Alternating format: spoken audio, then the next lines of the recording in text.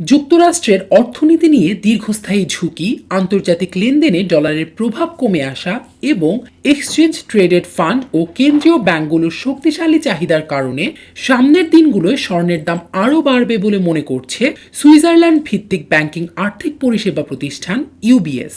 Mining উইকলির খবর বলছে, এমন প্রেক্ষাপটে ২০২৬ সালের জুন অর্থাৎ দ্বিতীয় প্রান্তিক শেষে মূল্যবান এই ধাতুটির দাম আউন্স প্রতি $৩,৭০০ পৌঁছানোর পূর্বাভাস দিয়েছে ব্যাংকটি।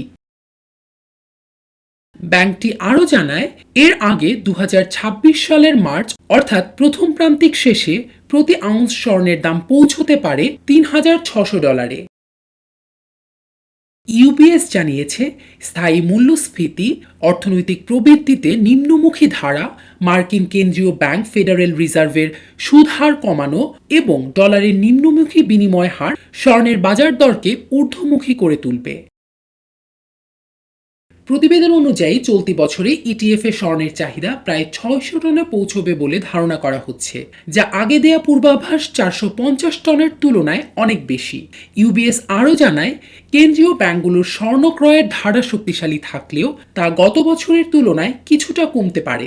এরপরেও ২০২৫ সালে বৈশ্বিক স্বর্ণের চাহিদা ৩% বেড়ে ৪,৭৬০ টনে পৌঁছতে পারে, যা ২০১১ সালের পর সর্বোচ্চ।